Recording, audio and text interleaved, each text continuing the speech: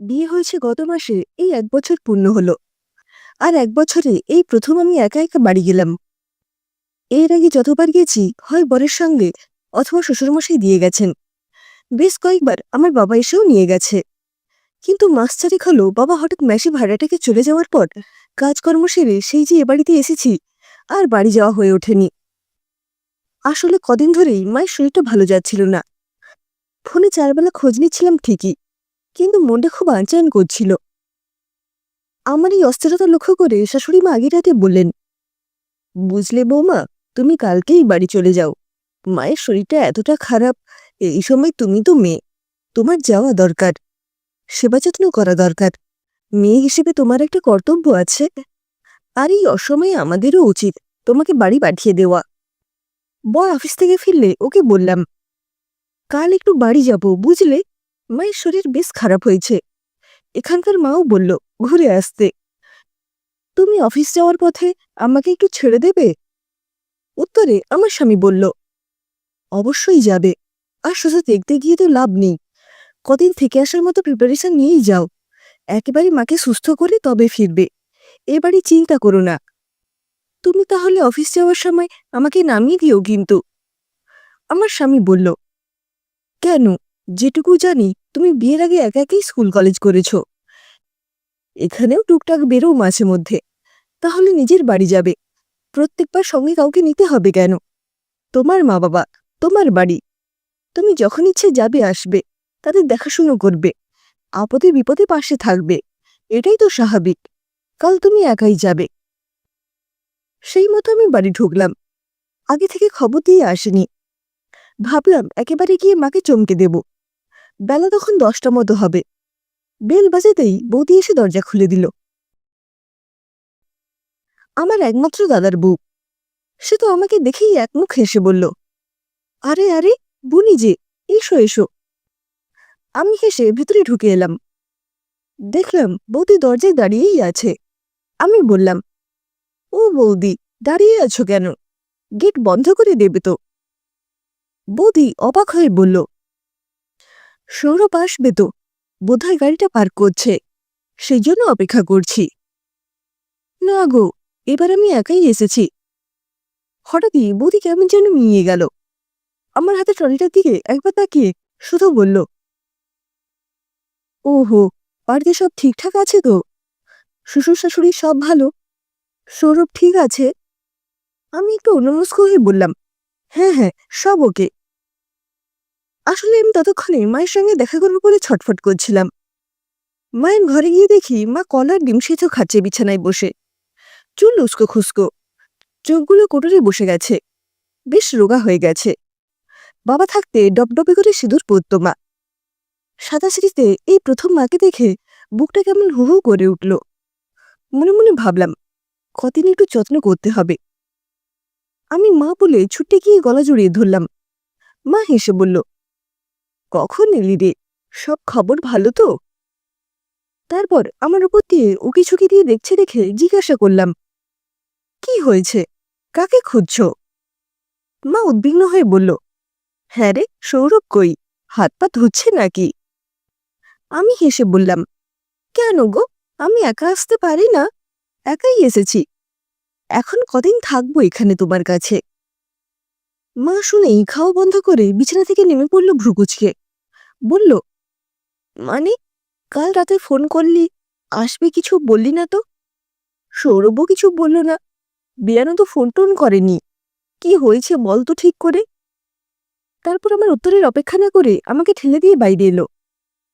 অসুস্থ শরীর, আর একটু হলেই পড়ে যেত। দেওয়াল ধরে দাঁড়িয়ে পড়ল। বারান্দায় রাখা আমার বড় ট্রলিটার দিকে তাকিয়ে চমকে উঠল মা। আমাকে হাত ধরে ঘরে নিয়ে এসে দরজা বন্ধ করে দিয়ে সোজাসুজি আমার দিকে তাকিয়ে জিজ্ঞেস করল, কি হয়েছে ঠিক করে বল, নিশ্চয়ই কোনো অশান্তি করেছিস। তুই একা এসেছিস দেখেই আমার সন্দেহ হয়েছিল। ফোন কর সৌরভকে, এক্ষুনি, আমি কথা বলবো। আমি বললাম, কেন মা, আমি নিজের বাড়িতে আসতে পারি না? ইচ্ছে হলে কটা দিন থাকতে পারি না? তার জন্য জামাইকে আসতেই হবে? তোমাদের কথা মতো এক মুঠো চাল দিয়ে ঋণ শোধ করে দিইনি বলেই কি আর এ বাড়িতে আমার জন্য ভাত বরাদ্দ নেই? বলেই ঘর খুলে বেরিয়ে নিজের ঘরটাই গেলাম। সেখানে গিয়েও ধাক্কা খেলাম। তাকের বইগুলো সব উধাও। আমার ছবি আঁকার রং তুলি প্যালেট সব এক কোণে ফেলে রাখা। পর্দার রং বদলে গেছে। আমার শখের ছবিগুলো দেওয়ালে নেই। যখন অবাক হয়ে দেখছি, তখন বৌদি ঢুকলো আমার ঘরে, হাতে বিছানা চাদর নিয়ে। সেটা খাটে বিছিয়ে দিতে দিতে বলল, তুই চলে যাওয়ার পর ঘরটা এমনিই পড়ে থাকে। আমি রিপেয়ার করে একটা পার্লার করব ভাবছি। সারাদিন তো বাড়িতেই থাকি। কাজটা জানি যখন, কাজে লাগাবো না কেন বল? তাই ঘরটা নতুন করে ডেকোরেট করাবো। আর তোর বইগুলো না আমি পেপার নিতে আসে ওকে দিয়ে দিয়েছি। তুই তো এখন পাক্কা গিন্নি, তোর আর কি কাজে লাগবে এখন? বৌদি চলে যেতে আমি রং তুলিগুলো নেড়ে ছেড়ে দেখলাম। হাতে তৈরি পেনদানিটা ঝেড়ে ঝুড়ে বের করলাম। দেয়ালগুলোতেও হাত বোলালাম। বোলপুর থেকে কেনা উইং বেলটায় টুংটাং করলাম। বাঁশিটাই ফু দিলাম। পর্দাগুলো উড়ে উড়ে এসে যেন বলছে, এ বাড়িতে আর কিছুই আমার নেই, আমার জন্য নেই। শুধু অতিথির মতো যাওয়া আসা ছাড়া অবশিষ্ট আর কিছুই পড়ে নেই। দুদিনের বেশি থাকলে এ বাড়ির লোকজন বেচার হবে, দুশ্চিন্তা করবে। কি হলো, কেন এলো, কেন থাকছে, কতদিন থাকবে, এই সব ভাবতে ভাবতেই বরমশাইয়ের ফোন। আমি বললাম, কালকেই আমি বাড়ি চলে যাব, মা এখন বেশ ভালোই আছে। সে বলল, গেছো যখন দুদিন থেকেই এসো না, মনটা ভালো লাগবে, আমি গিয়ে নিয়ে আসবো ক্ষণ। কিন্তু আমি পরদিন সকালেই তৈরি হয়ে বেরিয়ে পড়লাম। আসার সময় মাকে বলে এলাম, ও বাড়ি যাচ্ছি মা, এই বাড়িতে কালে ভদ্রে আসাই ভালো, তাতে জামাই আদর পাওয়া যায়। মা শুধু বলল, ছেলের বউ হয়ে গেলে মায়েরা পরাধীন হয়ে যায় রে, তার উপর স্বামী নেই। ছেলে ছেলের বউয়ের হাতে তোলার মধ্যে থাকতে হয়। তখন মেয়ে জামাই দুদিনের জন্য আসবে, থাকবে, আনন্দ করে চলে যাবে, এতেই সুখ, এতেই শান্তি। ঢাউস ট্রলি নিয়ে একা মেয়ে এলে বুক কাঁপেরে সব মায়েরই। কোনো মাই চায় না তার মেয়ে তার বাড়িতে থাকতে এসে দুটো কথা শুনুক, চোখের জল ফেলুক। মেয়ের মা হও, বুঝতে পারবে কত জ্বালা। সঙ্গে সঙ্গে ভেতর থেকে বৌদির ডাক শুনতে পেলাম। মাকে ডাকছে স্নান সেরে নিয়ে বাথরুম খালি করে দেওয়ার জন্য। বুঝলাম মাও এখন নিরুপায়। রাতে খেতে বসে যথারীতি সবাই গল্পগুজব করছে। স্বাভাবিকভাবেই আমি মনমরা, কাজ করতে হয় করে যাচ্ছি। এমন সময় শ্বশুরমশাই বলে উঠলেন, মাটনটা কে রান্না করেছে আজ, ভালো হয়নি। এমনি কষ্ট হচ্ছিল। সরাসরি ভালো হয়নি শুনে আমার কান্না পেয়ে গেল। আমার চোখের কোণে জল লক্ষ্য করেই শ্বশুরমশাই আমাকে ডেকে মাথায় হাত বুলিয়ে বললেন, মন খারাপ কেন মা লক্ষ্মীর? ভালো হয়নি মানে কি সবসময় খারাপ হয়েছে বোঝায়? আরে আমি বলছি শুধু ভালো হয়নি, দুর্দান্ত হয়েছে। বর ভাত খেতে খেতেই ইশারা করে বলল, জাস্ট সুপারব। তারপর শ্বশুরমশাই জিজ্ঞাসা করলেন, বৌমা তুমি তো বেশ কদিন থাকবে বলে বাড়ি গেলে, আজই চলে এলে যে?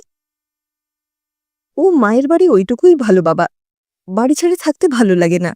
চিন্তা হয় তোমরা কি করছো, কি খাচ্ছ, গাছগুলো জল পেল কিনা, শাড়িগুলোই বা কে তুলল, মায়ের প্রেশারের ওষুধ খাওয়া হয়েছে তো, তোমার ছেলে সময় ঘুম ভাঙল কিনা। বলেই হঠাৎ মনে হলো, এরা তো একবারও মেনশন করে না ওটা আমার বাপের বাড়ি। অথচ মা বুঝিয়ে দিল, এখন ওটা আমার বেড়াতে যাওয়ার একটা ডেস্টিনেশন। অজান্তেই আমার নিজের ঠিকানাটা অন্য বাড়ি হয়ে গেছে। দীর্ঘশ্বাস ফেলে বললাম, আমার আইডি কার্ডগুলোয় ঠিকানা বদলাতে হবে এবার। খিদে নেই, রাতে কিচ্ছু খাবো না বলে শুতে চলে যাচ্ছিলাম। শাশুড়ি মা ইশারায় একটু দাঁড়িয়ে যেতে বললেন। ওদের খাওয়া হয়ে গেলে ওরা উঠে গেল।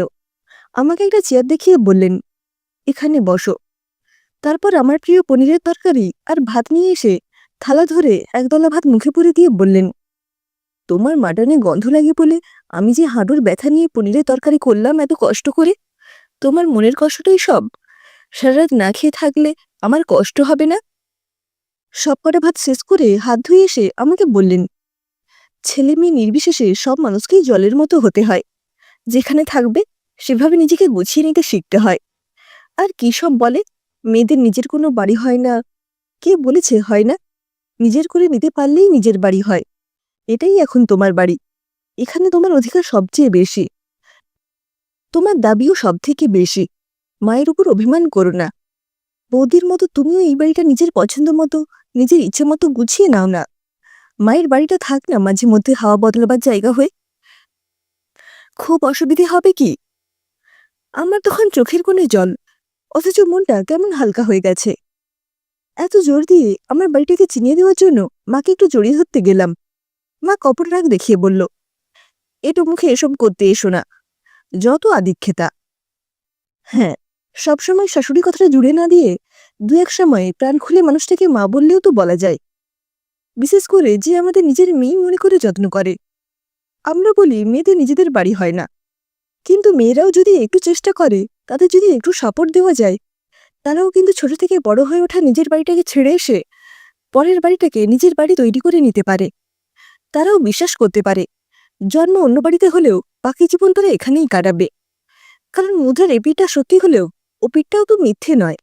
যদি গুণবান শ্বশুরবাড়ি থাকে তার সনে, তবে সংসার সুখের হয় সে রমণীর গুণে।